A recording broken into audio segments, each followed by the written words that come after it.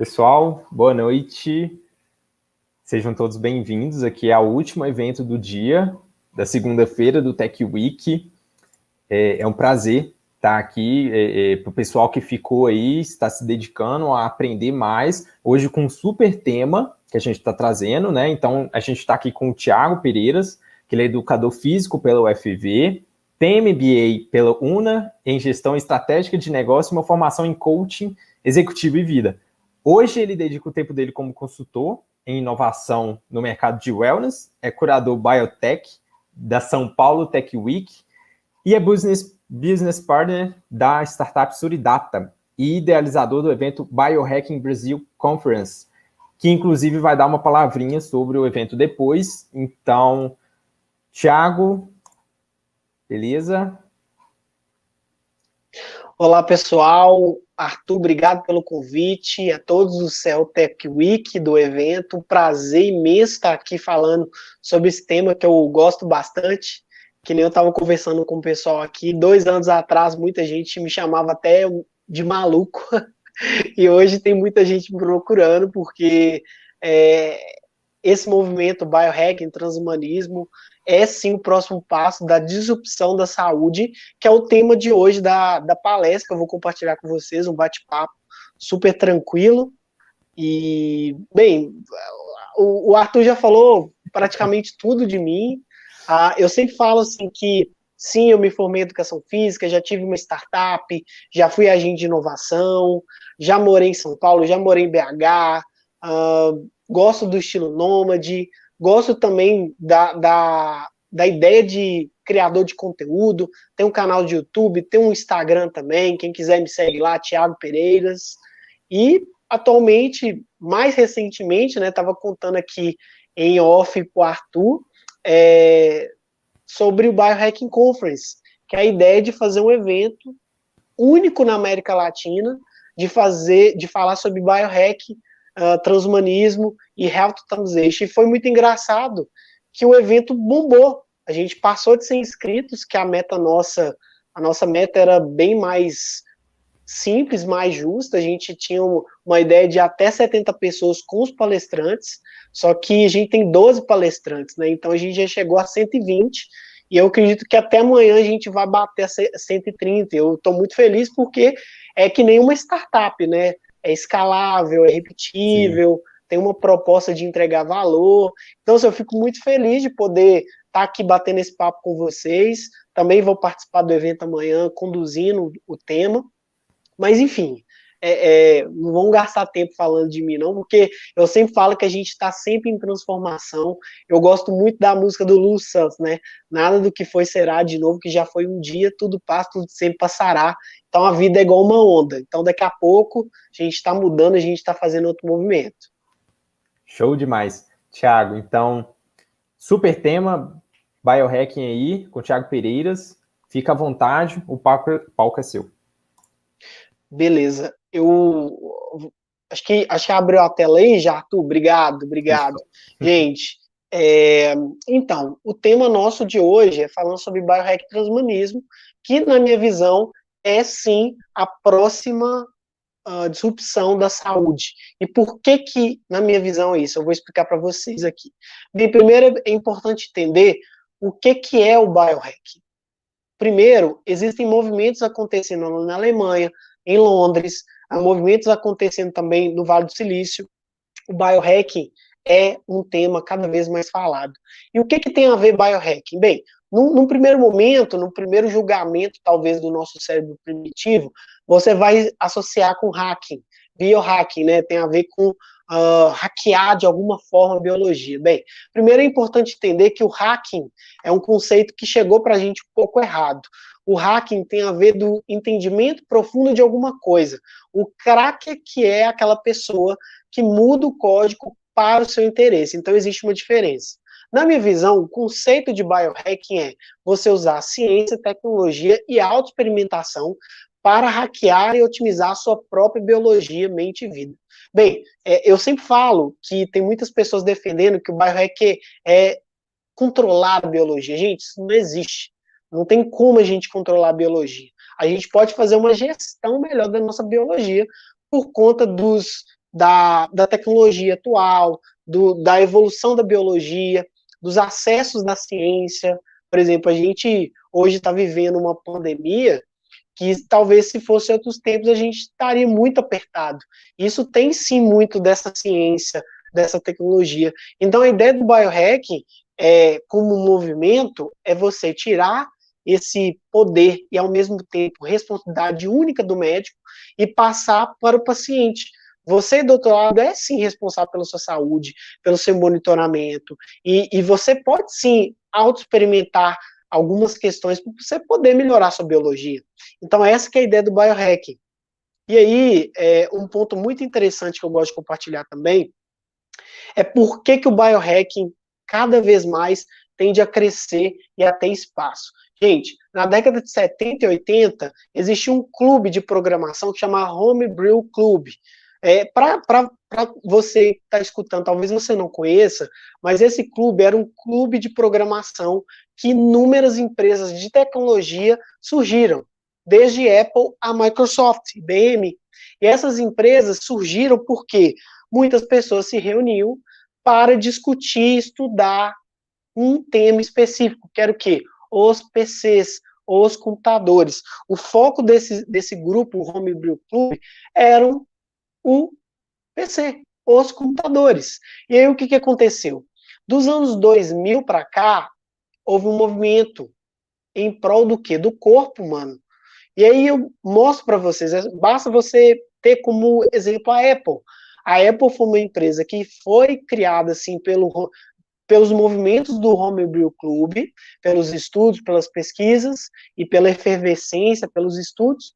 E a Apple hoje, o que ela está fazendo? Criando o Apple Watch, estudando essa parte da saúde, ou seja, ela já entendeu que a saúde é algo inesgotável. O próprio Yuval Noah, no livro Homo Deus, ele fala, a saúde, ninguém quer ter menos saúde, todo mundo quer ter mais saúde. Então se torna um mercado gigantesco, que a gente tem visto aqui por conta da pandemia. Então, o biohacking, o estudo do corpo humano, esse hackear a sua biologia, é um mercado que está em efervescência desde inicialmente nos anos 2000 e agora com inúmeras startups, inúmeros movimentos em prol do corpo humano. Por quê? Que eu vou falar daqui a pouco. O corpo humano, em algum momento, a gente vai chegar no nosso limite cognitivo. E aí que entra essa transição, biohacking e o transhumanismo, e por isso é sim a próxima disrupção da saúde. Se já não é, né, na verdade. Bem, as pessoas me perguntam, Thiago, mas em termos práticos, é possível hackear a nossa biologia de forma simples? Sim. Inclusive, eu sou formado em educação física, igual o Arthur falou, e a gente já lidava com esse conceito, mas não nesse conceito novo. É que nem eu falo muito com as pessoas, gente, startup e abrir negócio é a mesma coisa. Abrir negócio na época do meu pai é a mesma coisa de abrir uma startup hoje, porque ninguém quer ter um negócio que não seja escalável e não seja repetível. Todo mundo quer ter um negócio repetível e um negócio escalável. 20, 30 anos atrás isso não era diferente. Então esse era o objetivo.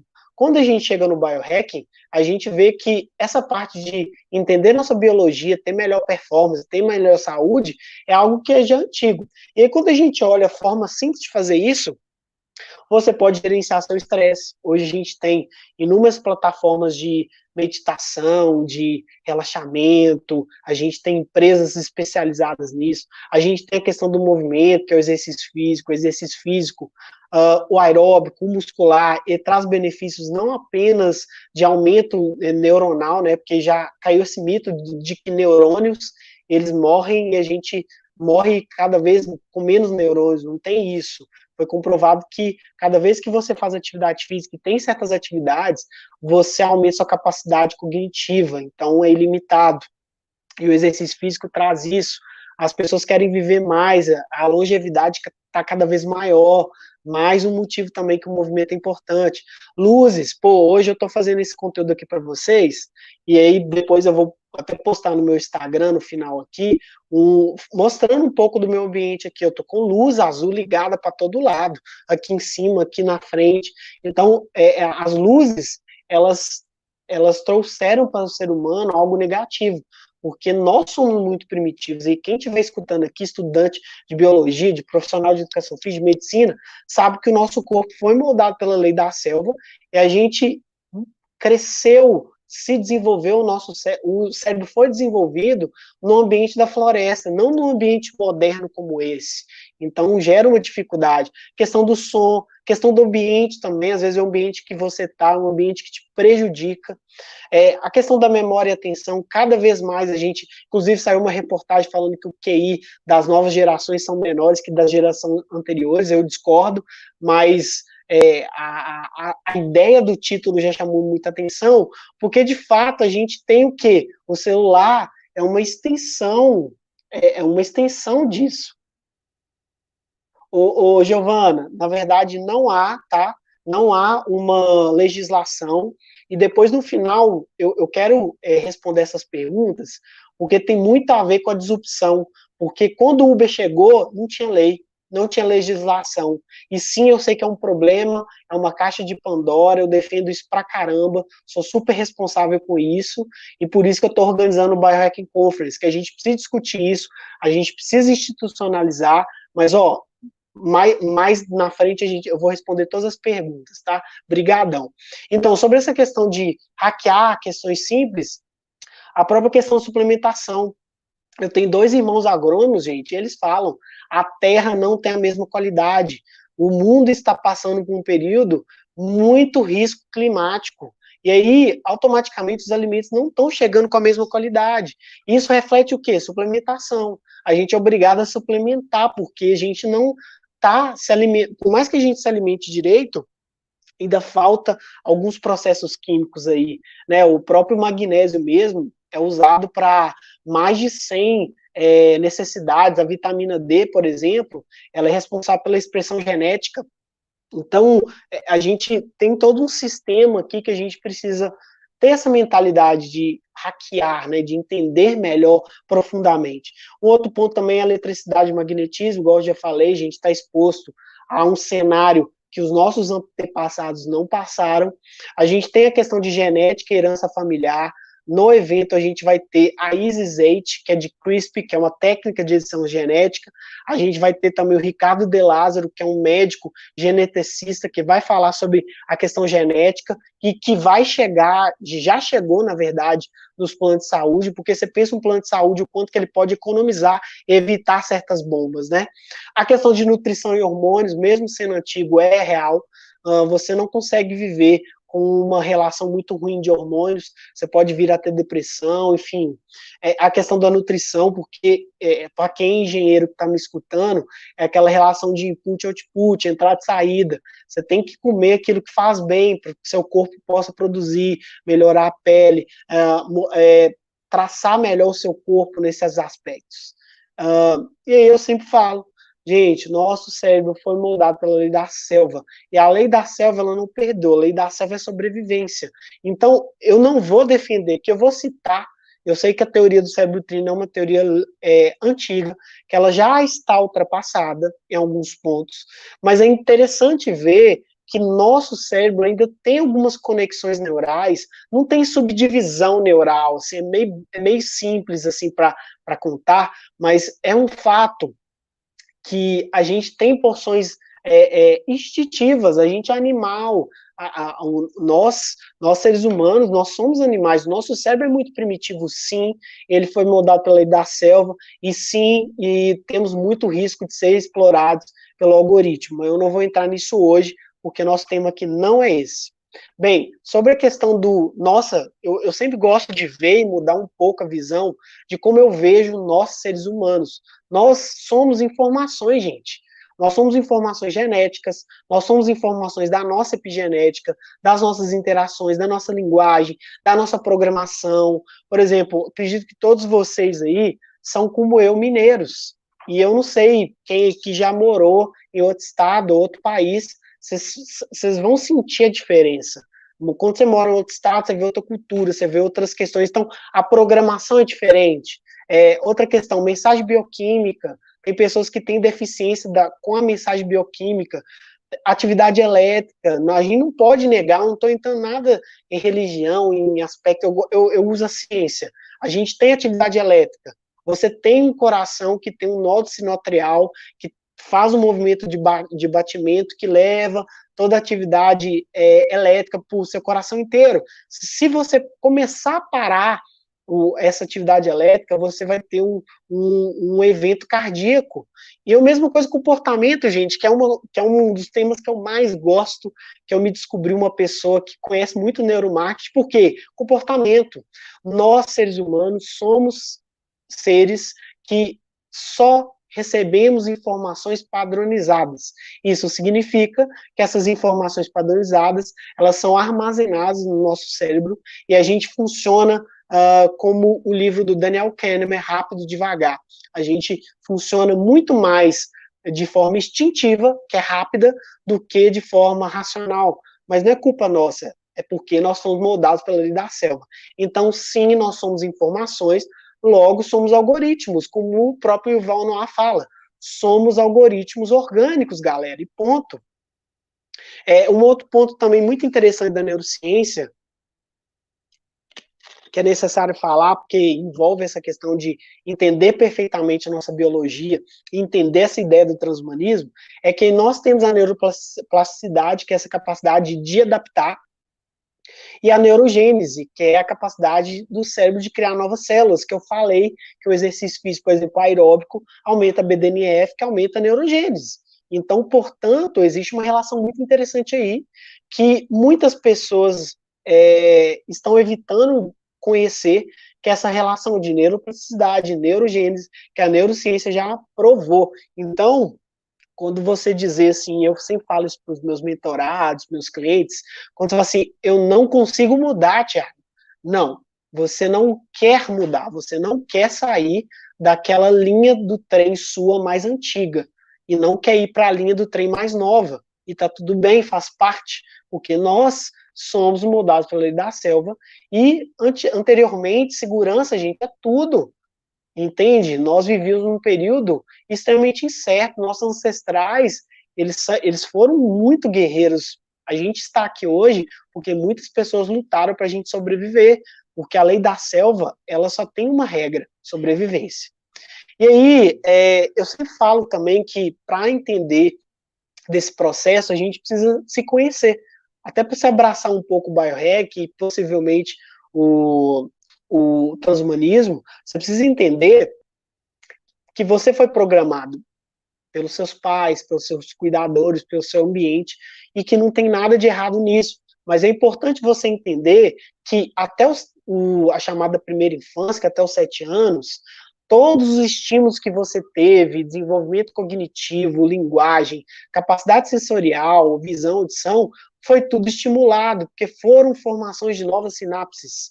Então, automaticamente, esse período é um período muito importante. Então, para você entender sua biologia, você precisa entender isso, que você, sim, foi estimulado, e para você criar novas sinapses, dói, não é fácil. Um exemplo simples, ir para academia, fazer atividade física, começar um novo hábito, é difícil, por quê? Porque o hábito, pesquisas demonstram que você precisa de 21 dias a 180 dias, né? Tem muita gente que divulga 21 dias para emagrecer, 21 dias para mudar. Por quê? Porque o nosso cérebro leva de 21 dias a 180 dias para adquirir um hábito. Então não é fácil, porque é nova sinapse, dói, é um processo novo.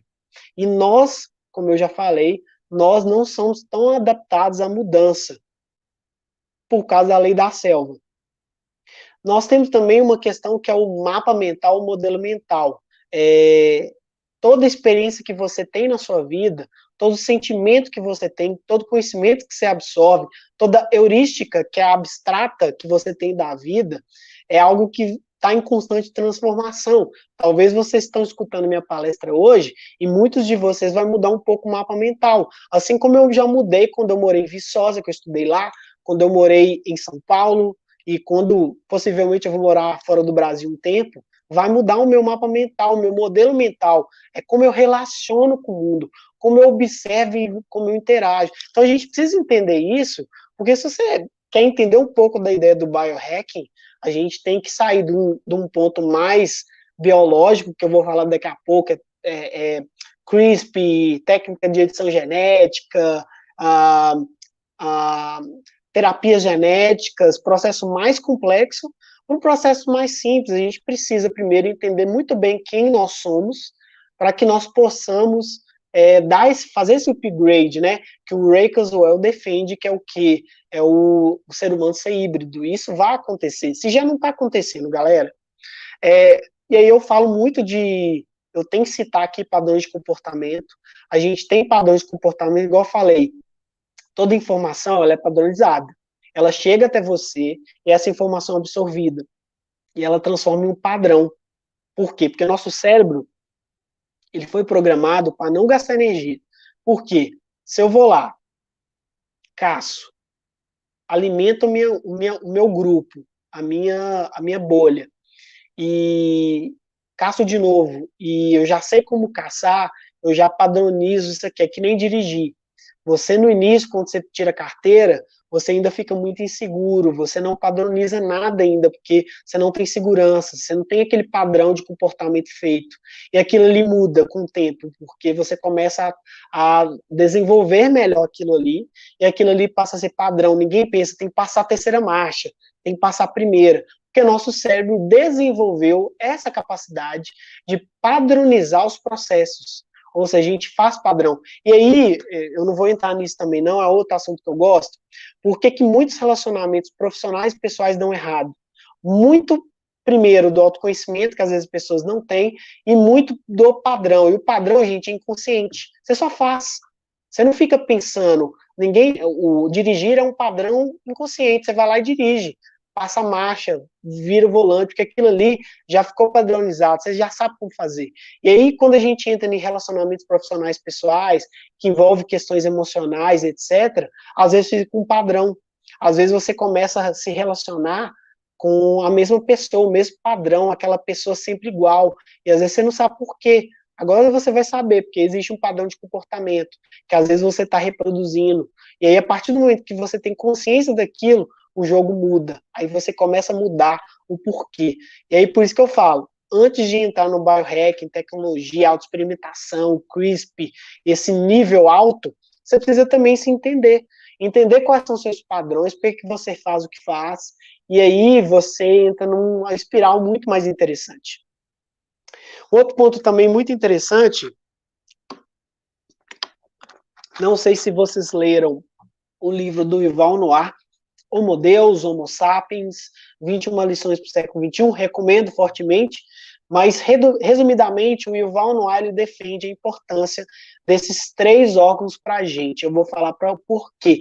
E entra sim no biohacking, porque se você quer ser um Homo Deus, você quer ser um Super Sapiens, enfim, não importa, você precisa cuidar muito bem desses 3 órgãos, porque o coração é um órgão que bate a sua vida inteira e nunca para, é um órgão que não possui regeneração, então você precisa cuidar dele, você precisa colocar atividade física nele, ele tem uma capacidade de frequência muito interessante, tem muitas pessoas que falam assim, não é o coração que escolhe, é a cabeça. Bem, digamos que é um pouco de tudo, porque o coração ele tem sim uma função muito interessante no nosso corpo, que ainda é pouco estudada, mas é fato que o fato dele bater desde quando você nasce até quando você morre, ele tem uma frequência diferente, é uma frequência matemática, né, vamos dizer assim, um pouco diferente. Bem, o cérebro não precisa nem dizer o tanto que ele é importante, sem ele não estaríamos aqui, sem ele você não consegue ter visão, você não consegue ter uma capacidade cognitiva, ele não controla todos os processos do nosso corpo, ele sincroniza e gerencia, então ele tem um papel muito importante. Não vou falar da teoria do cérebro trino aqui, que o neurocientista Paul MacLean falou, porque é uma teoria já ultrapassada. Em termos de neurociência, a gente tem neuroplasticidade, a gente tem neurogênese, então seu cérebro é infinito, você pode aprender, e a gente tem a possibilidade disso, de hoje, por conta da internet, de acessar, estudar inúmeros milhões de coisas. Então, o cérebro é sim na minha visão, um dos órgãos. Eu sou meio nerd, né? Eu sou geek, então no Batman, Superman e Mulher Maravilha, tipo, seria coração, cérebro e intestino. Tipo, eles são a trindade santa, né? Porque eles são muito importantes. E por último, não menos importante, é o intestino. O intestino é produtor da serotonina, quase 80, 90% de serotonina, que é o hormônio do humor, do prazer, é produzido na região do intestino. Muita gente entope de remédio, principalmente subtramina, que é um remédio que age na produção de serotonina. Então, né, a serotonina que tem a triptofano, que é uma substância na banana, por exemplo, que estimula essa produção. Então, muitos doentes de depressão crônica, eu mesmo já tive depressão, tem uma relação direta, assim, com o que você come, galera, tá? E, não menos importante, o intestino também faz um papel do sistema imunológico, tá? Então, nada como um bom alimento, alimentos saudáveis, isso ajuda bastante. Bem, dando prosseguimento, eu gosto de entender e pensar que o nosso cérebro tem sim funções como um computador. Eu sempre faço esse raciocínio porque a gente tem capacidades em bits, a gente é comparado com o computador. Vocês vão ver aqui que existe já comparações do cérebro com o computador. E a própria inteligência artificial, ela desenvolveu muito quando os cientistas passaram a ver o cérebro de uma forma diferente. Eu sempre trago esse exemplo, que o computador seria o cérebro, né, o hardware e o cérebro. Os programas seriam como se fossem os órgãos do nosso corpo, o pulmão, pelo oxigênio, o intestino para digestão, coração para batimento e fluxo sanguíneo circulatório, enfim. Outro ponto também, o nosso computador, vamos dizer assim, ele funciona como um coelho e uma tartaruga, né? Tá no inconsciente coletivo de quase todo mundo aí, né? O coelho e a tartaruga. Sendo que o coelho é rápido e a tartaruga devagar. Ou seja, o nosso pensamento ele é rápido e devagar. Ou seja, ele é rápido, na maioria das vezes, a gente toma atitude, toma preconceito, faz julgamento, que é uma coisa nossa, de nossa programação, porque isso foi desenvolvido na lei da selva, do tipo, dessa forma você vai conseguir tomar decisões mais rápidas. E aí tem um livro do Malcolm Gladwell que chama Blink, que defende que a intuição, galera, ela é uma ciência, porque a intuição nada mais é do que o julgamento do seu cérebro a partir de uma leitura rápida. E aí a gente tem vamos dizer assim, 95% do seu cérebro funciona rápido. Então, por isso que as pessoas tomam decisões rápidas, enquanto que 5% é racional. 5% só é racional, por isso que a gente gasta energia quando a gente pensa, igual provavelmente quando eu terminar essa palestra, eu vou estar cansado, porque eu estou racional, eu estou usando esse processo racional rápido, em vez do rápido, esse devagar. E o devagar, como tem essa diferença. A gente tem os programas, que são os comportamentos. Você pode, sim, colocar novos comportamentos. Não é fácil? Claro que não é.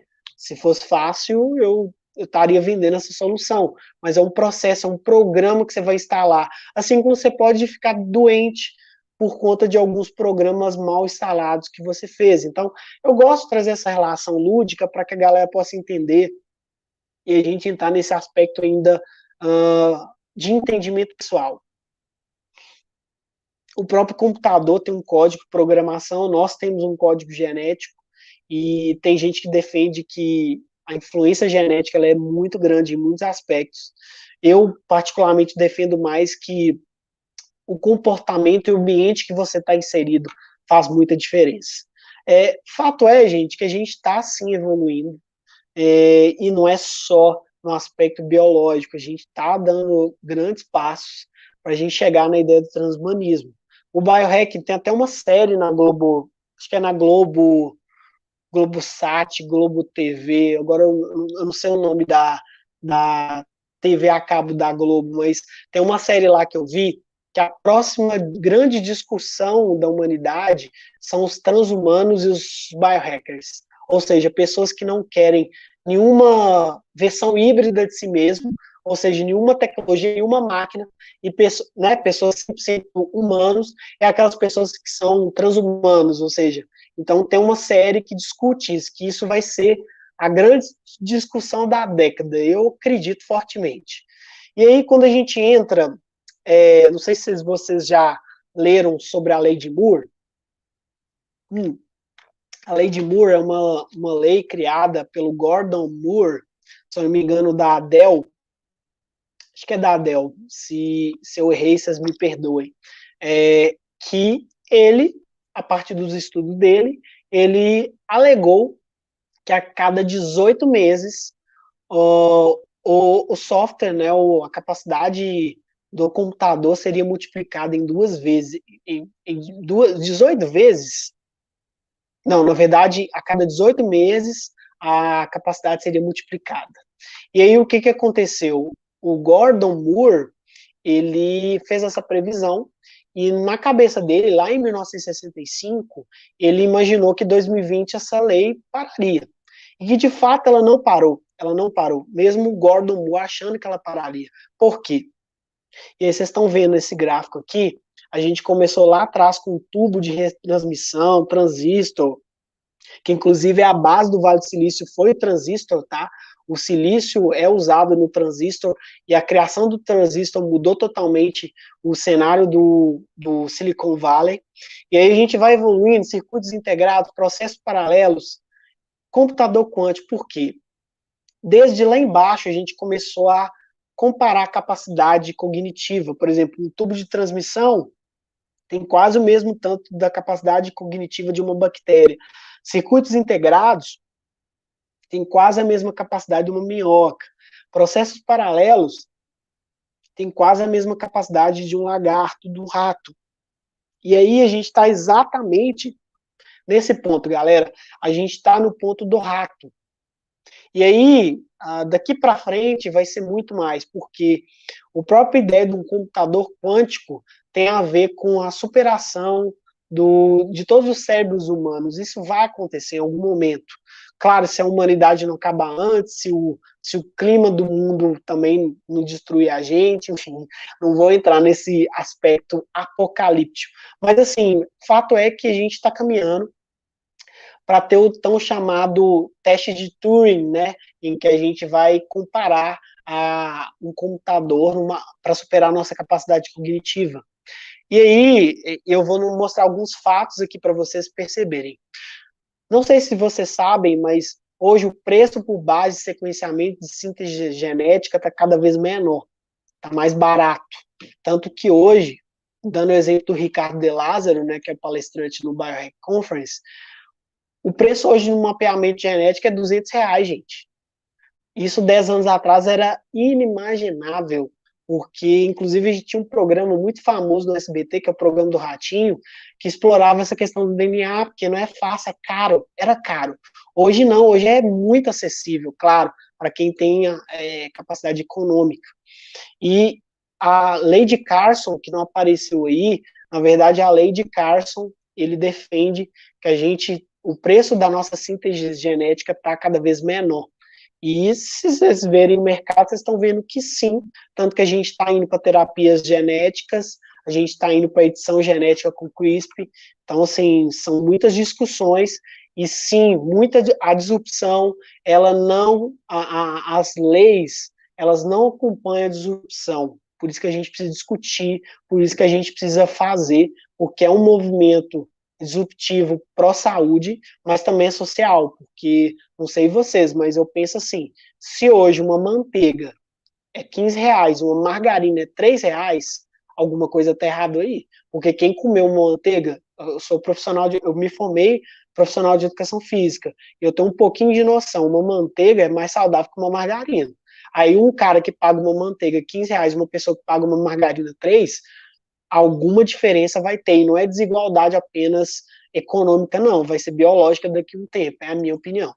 E aí, quando a gente entra, a gente está num progresso humano muito interessante, mas a gente está num ponto muito tenso, sabe? Porque a gente, ao mesmo tempo que a gente tem uma trajetória potencial positiva, a gente tem uma trajetória também subestimada, com previsões ruins.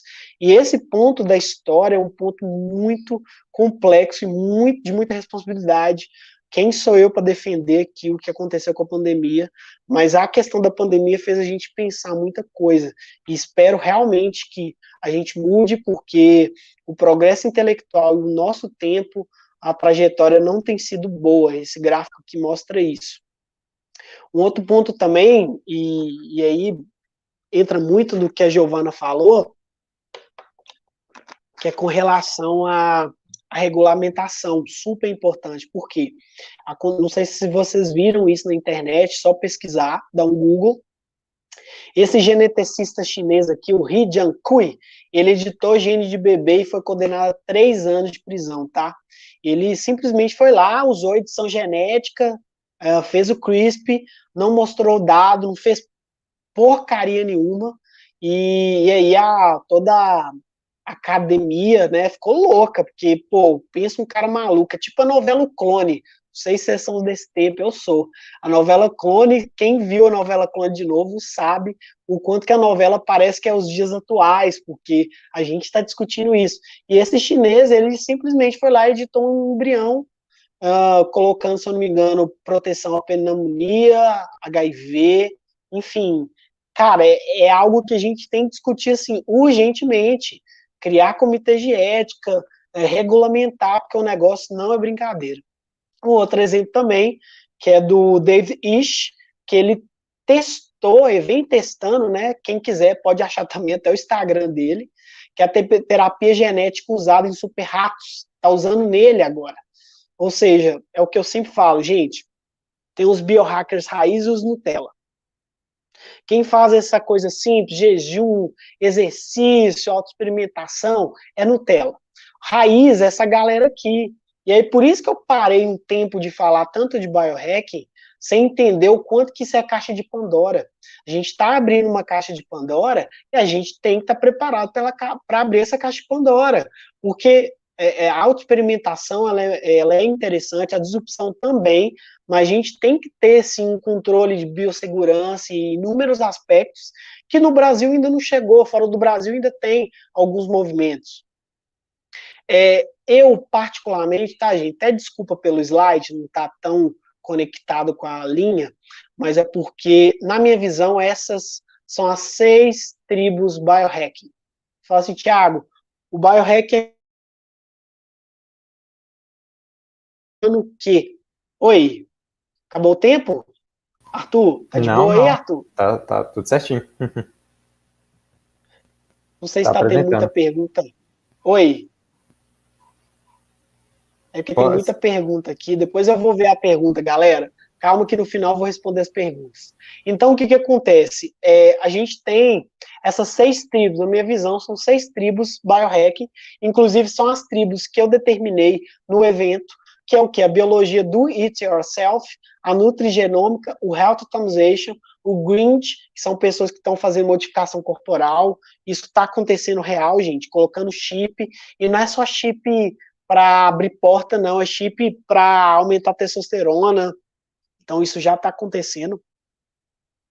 A gente tem também o Quantify Self, que eu vou falar daqui a pouco, que é o autoconhecimento por dados. Todo mundo tem um relógio, um celular, uma mini band, isso tá popularizando, porque todo mundo quer saber seus dados. E o próprio Yuval Noah defende que logo, logo, teremos a capacidade de monitorar nossas células num nível, assim, absurdamente lindo, né? Vamos dizer assim. E temos também o biohacking ancestral, que é o quê? É você resgatar muitas das atividades que os nossos ancestrais faziam e que nos trouxeram até aqui. Fato é, gente, já tô entrando um pouco na questão do transhumanismo, que é a questão dos dados, tá? Hoje, acredito que a maioria de vocês veja o dado como novo petróleo. E sim, ele é o novo petróleo. Por quê? Porque o dado passou a ser algo muito, muito importante. Você imagina um dado de saúde. E aí que entra ideia o conceito de Quantify Self, que tem conexão direta até com a startup que eu sou business partner, que é a Suridata, porque o Quantify Self é o autoconhecimento por dados e números.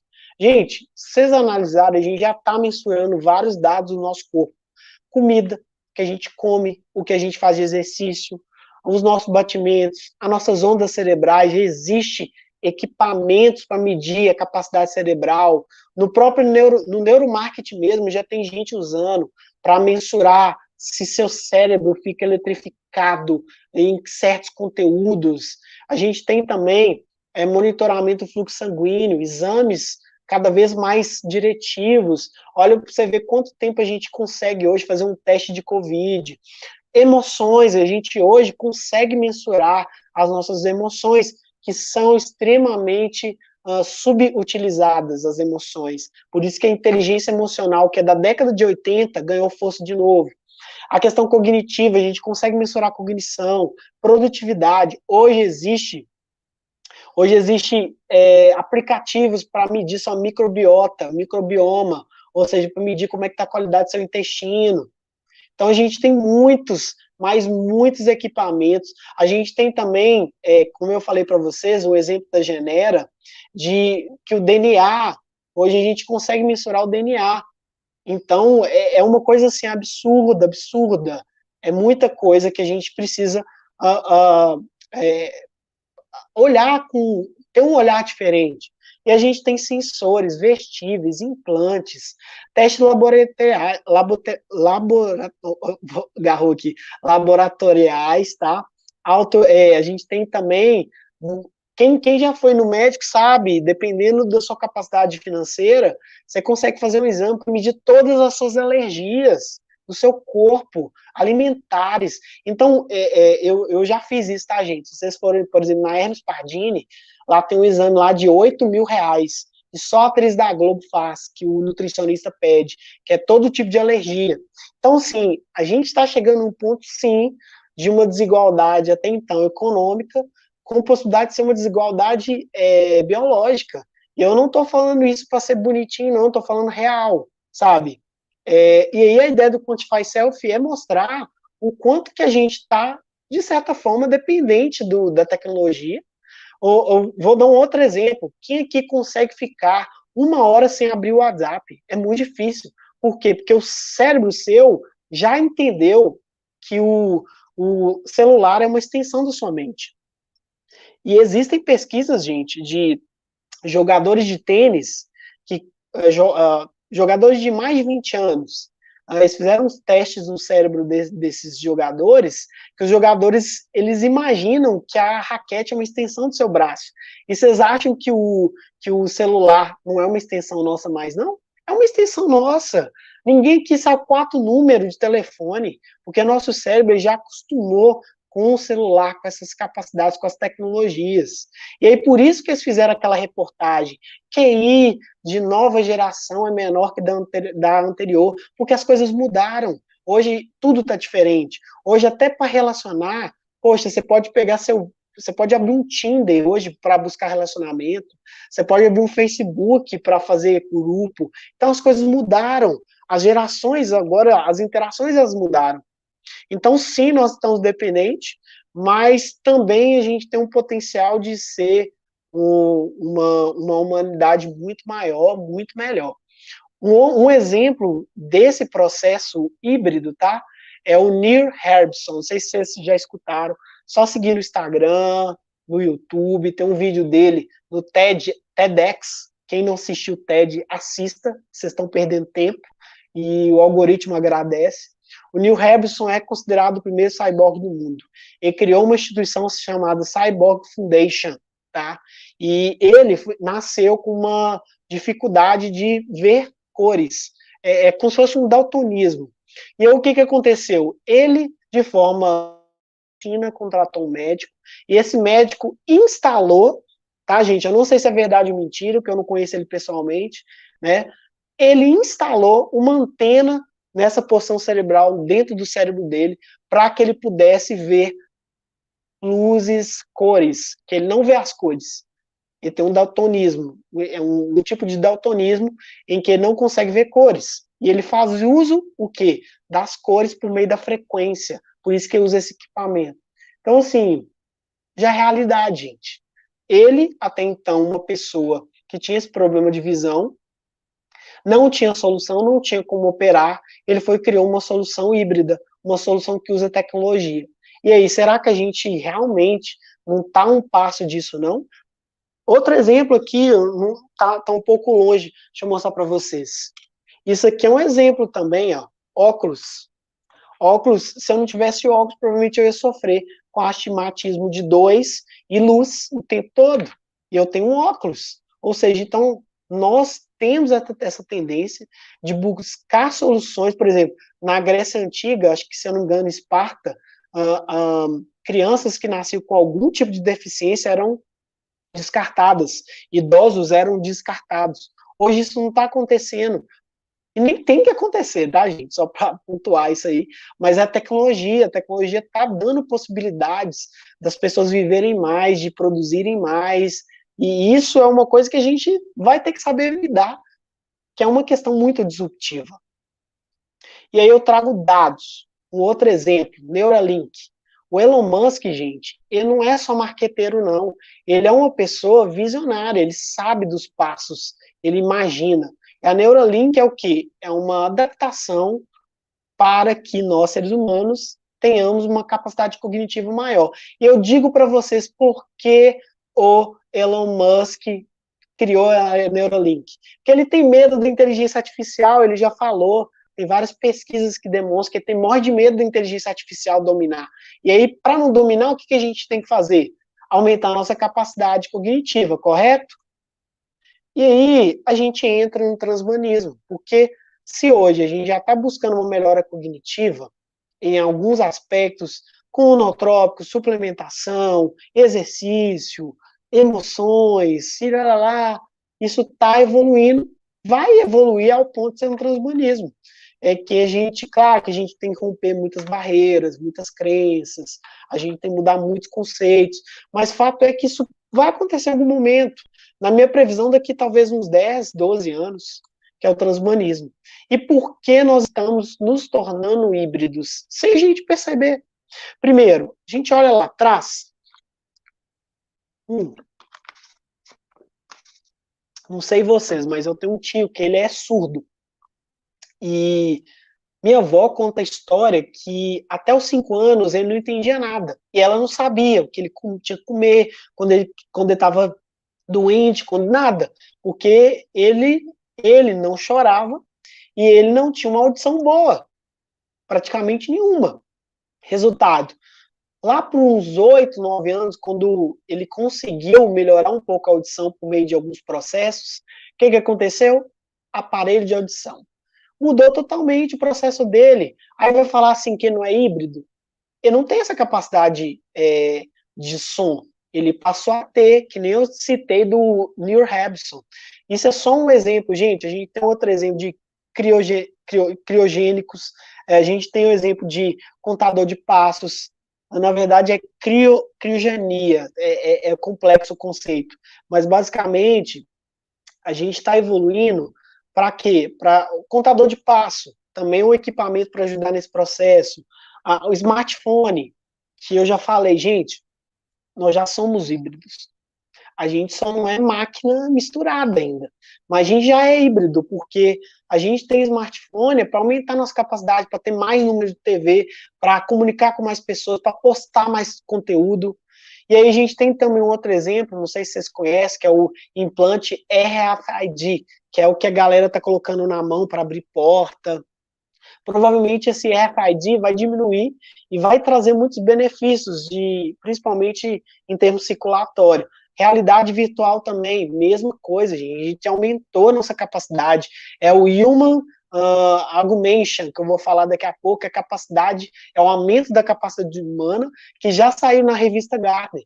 Google Glasses, mesma coisa também, a gente aumenta a nossa capacidade de visão, então aumento da capacidade, logo é um transhumanismo. A gente está deixando de ser só a capacidade humana para ser uma pessoa transhumana, que tem uma capacidade maior. A gente tem também equipamentos, né, por exemplo, amputados que passam a usar braços, ou pernas mais velozes. Poxa, tem história, gente, dentro do esporte, de pessoas que pediram para amputar outra perna para ficar mais rápido, com as duas pernas biomecânicas. E aí?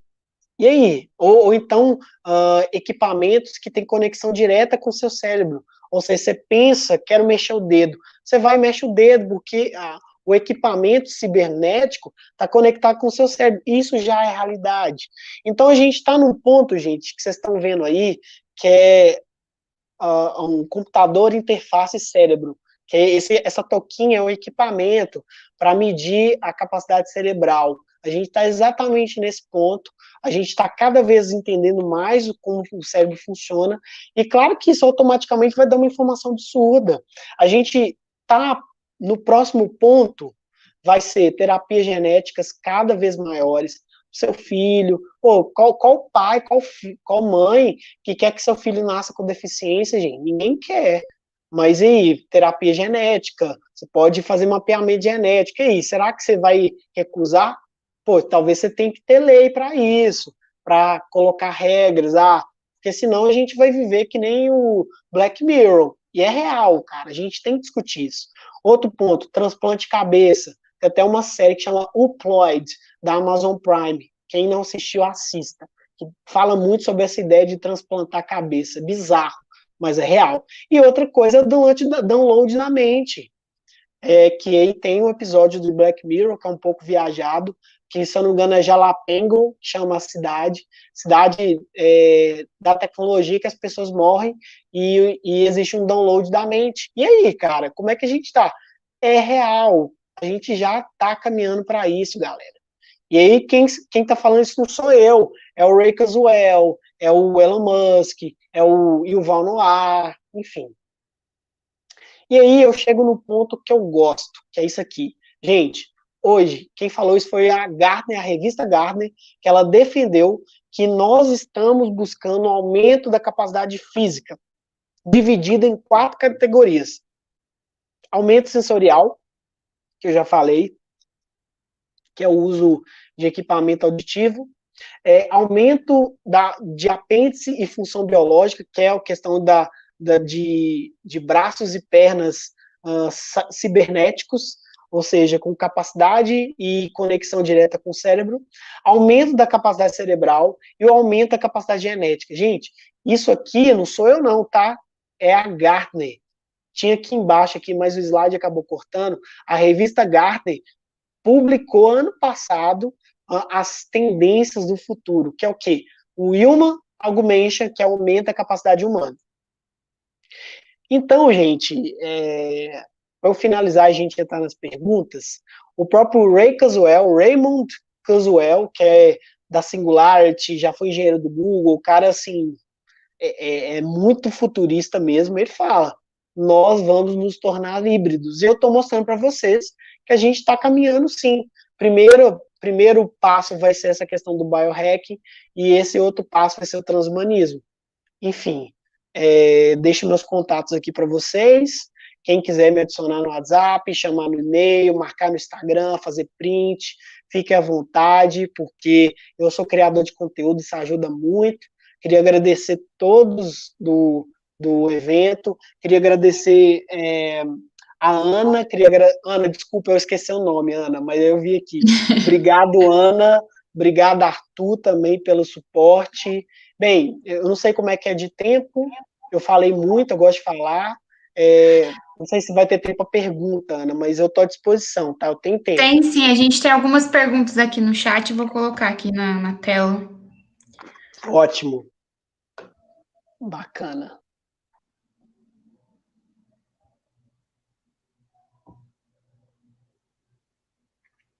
Tá dando para você ler a pergunta ou não? Tá dando para ver. Você acha que o CRISPR-Cas9 vai começar a alterar a capacidade física de alguém? Arthur, cara, o CRISPR é uma informação muito da Isis, tá? A Isis é a pessoa que vai palestrar sobre esse tema lá no evento. Eu diria assim que vai, só que não vai nós que estamos aqui. Talvez as próximas gerações, como eu já dei esse exemplo do chinês, que alterou os bebês lá para ser resistente a HIV. Tipo, eu posso fazer uma associação com alimentos transgênicos. É muito parecido. E não é ruim, tá? Mas é aquela coisa. E aí, né? Como a gente vai ter que discutir muito essa questão ética, sabe? E na minha visão, acho que nós, seres humanos, não estamos preparados ainda. Tem outra pergunta, Legal, Ana? legal. Não, só tinha mais essa. É, Tiago, mais uma vez, muito obrigado pela sua participação aqui com esse tema fantástico que você veio trazer para a gente hoje. Não conhecia boa parte da relação desse tema, fiquei super curiosa para pesquisar um pouco, um pouco mais sobre, né? Achei muito interessante. Muito obrigado pelo seu tempo, pela sua disponibilidade aí de estar com a gente. Espero que tenha sido a porta de entrada para você estar aqui sempre com a gente, trazendo mais e mais temas relacionados a essa área. Muito obrigado mesmo, viu, por ter participado. Foi um eu que prazer, viu? agradeço. Prazer foi meu. Muito obrigado a todos que estiveram aqui. Obrigado aos comentários aqui. Eu vi alguns comentários. Tem muita. Gente, a ficção científica ela é uma forma que nós encontramos de falar um pouco da realidade futura, tá? Pelo menos a minha visão. Sobre a questão do evento, eu vou mandar então para o Arthur um link de desconto de 18%, tá? Eu não fiz esse percentual para ninguém, só para vocês mesmos, 18% para participar do evento Biohacking Conference, que é um evento assim mais denso sobre o tema. Eu provavelmente vou falar um pouco dessa palestra lá para o pessoal, mas eu gostaria de agradecer novamente e agradecer todo mundo que comentou. Quem quiser me chama também no chat lá no Instagram. Vamos continuar esse diálogo que a gente precisa, tá bom?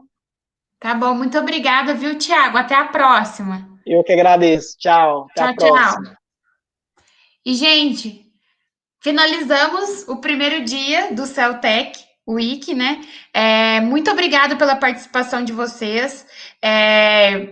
A gente segue juntos. Amanhã temos mais palestras, né? A partir das 18 horas, novamente.